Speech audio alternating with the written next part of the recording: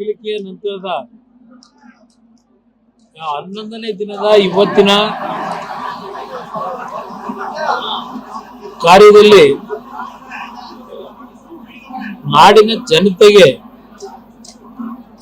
ನಮ್ಮ ತಾಯಿಯ ಜೀವನದ ಬಗ್ಗೆ, ಅವರ ಜೀವನದಲ್ಲಿ ನಡ್ಕೊಂಡು ಬಂದಿರತಕ್ಕಂಥ ನಡವಳಿಕೆಗಳ ಬಗ್ಗೆ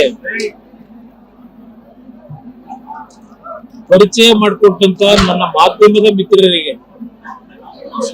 ಅದರಲ್ಲೂ ವಿಶೇಷವಾಗಿ ನಮ್ಮ ಎಲೆಕ್ಟ್ರಾನಿಕ್ ಮೀಡಿಯಾದ ಮಿತ್ರರು ಮತ್ತು ನಿಮ್ಮಗಳ ವ್ಯವಸ್ಥಾಪಕರು, ಎಡಿಟರ್ಗಳಿದ್ದಾರೆ, ನಿರಂತರವಾಗಿ ಅವರು ಜೀವನದಲ್ಲಿ ಅಳವಡಿಸಿಕೊಂಡಂತ ವಿಷಯಗಳನ್ನ ನಾಡಿನ ಜನತೆಯ ಮುಂದೆ ಇಟ್ಟಿದ್ದೀರಿ. ಆ ಹಿನ್ನೆಲೆಯಲ್ಲಿ ಪ್ರಥಮವಾಗಿ ನಿಮ್ಮೆಲ್ಲರಿಗೆ ನನ್ನ ಗೌರವಪೂರ್ವಕವಾದಂತಹ ಕೃತಜ್ಞತೆಯನ್ನು ಸಲ್ಲಿಸ್ತಕ್ಕಂಥದ್ದು ನನ್ನ ಕರ್ತವ್ಯ ಅನ್ಕೊಂಡಿದ್ದೇನೆ. ಇವತ್ತಿನ ಕೊನೆಯ ದಿನದ ಕಾರ್ಯಕ್ರಮದಲ್ಲಿ ನಾಡಿನಾದ್ಯಂತ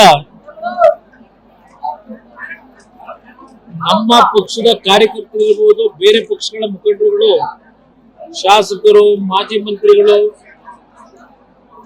ಹಲವಾರು ಸಂಘ ಸಂಸ್ಥೆಗಳ ಮುಖಂಡರು, ಅಭಿಮಾನಿಗಳು ಇವತ್ತಿನ ಕಾರ್ಯಕ್ರಮದಲ್ಲಿ ಪಾಲ್ಗೊಂಡು ನಮ್ಮ ತಾಯಿಯವರ ನಮ್ಮ ಒಂದು ಸಂಸ್ಕೃತಿಯಲ್ಲಿ 11ನೇ ದಿನದ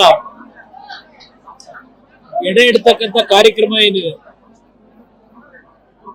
ಆ ಕಾರ್ಯಕ್ರಮದಲ್ಲಿ ಭಾಗವಹಿಸಿ ಅವರ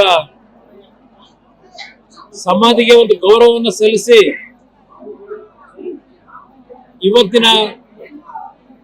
ಕೊನೆಯ ಹಂತದಲ್ಲಿ ಅವರೆಲ್ಲರೂ ಪ್ರಸಾದ ಸ್ವೀಕಾರ ಮಾಡಿ, ನಾನು ಅನ್ನ ಸಂತರ್ಪಣೆ ಅಂತ ಹೇಳೋದಿಲ್ಲ, ಇದು ಒಂದು ರೀತಿಯ ರಂಗನಾಥ ಸ್ವಾಮಿಯ ಸನ್ನಿಧಾನ ಇದು.